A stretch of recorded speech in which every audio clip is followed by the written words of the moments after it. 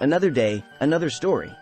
Once upon a time, in a small town named Mirthville, there lived a quirky and eccentric group of friends. Their adventures were known far and wide for their absurdity and hilarity. Let me take you on a journey through one of their most memorable escapades, a story that will keep you laughing for more than 15 minutes. Our tale begins on a sunny morning in Mirthville, where our main characters, Bob, Alice, and Charlie, gathered at their favorite hangout spot, a whimsical cafe called the Laughing Bean. Bob, a lanky inventor with an unmatched knack for getting into trouble, had just unveiled his latest creation, a peculiar contraption that promised to turn water into laughter. The device resembled a colorful water fountain, with tubes and buttons jutting out in every direction. Bob's friends were naturally skeptical but couldn't resist his infectious enthusiasm.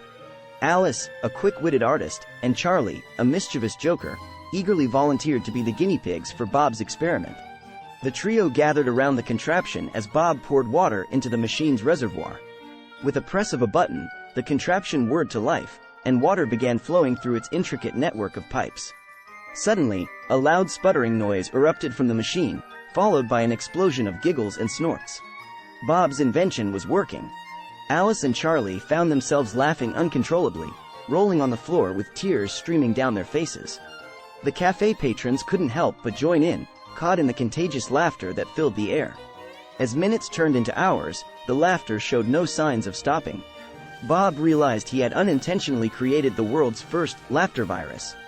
The contraption was stuck in a perpetual loop, continuously producing laughter-inducing water. Panic ensued as the whole town got wind of the situation. Word spread like wildfire, and soon enough, Mirthville was flooded with people from neighboring towns, all eager to experience the hilarious phenomenon. The town streets transformed into an impromptu carnival, with laughter echoing from every corner. The local shops began selling raincoats, umbrellas, and waterproof ponchos to the growing crowd, providing protection from the comically cascading laughter water. The situation grew even more ludicrous when the laughter virus spread beyond humans.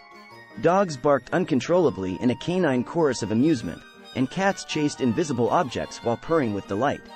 The town's wildlife joined the frenzy too, with squirrels rolling on the ground, birds chirping in a whimsical rhythm, and even the fish in the nearby lake were seen jumping out of the water, seemingly laughing along.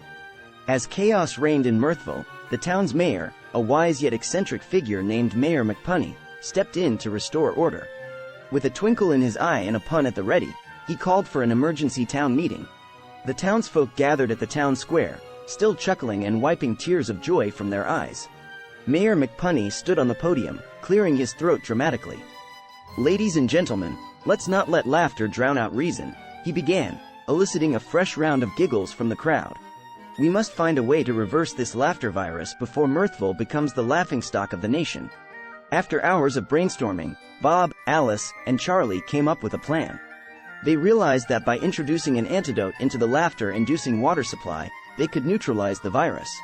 The trio set off on a wacky scavenger hunt, searching for the ingredients required to create the antidote. Their quest took them through the town's most peculiar locations: an abandoned funhouse, a mystical garden filled with ticklish plants, and even a secret underground lair belonging to a reclusive prankster named Professor Gigglesworth. Along the way, they encountered a cast of zany characters who inadvertently provided assistance, each with their unique quirks and comedic mishaps. Finally, Bob, Alice, and Charlie assembled the antidote, a concoction made from ticklish feathers, soda pop bubbles, and a pinch of dry wit. They rushed back to the town square, where Mayor McPunny eagerly awaited their return. With great fanfare, the trio poured the antidote into the laughter-inducing contraption. At first, there was silence, an eerie stillness that gripped the crowd. Then, slowly but surely, the laughter began to fade. The contraption whirred to a stop, and Mirthville fell into a profound silence.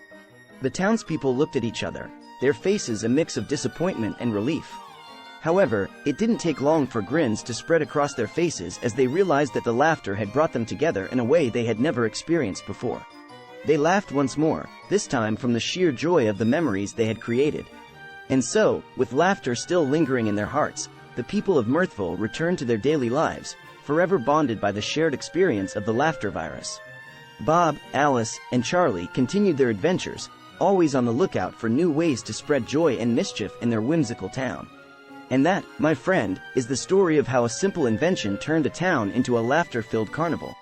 So, whenever you find yourself in need of a good chuckle, remember the laughter of Mirthville, where joy flowed like water and humor knew no bounds.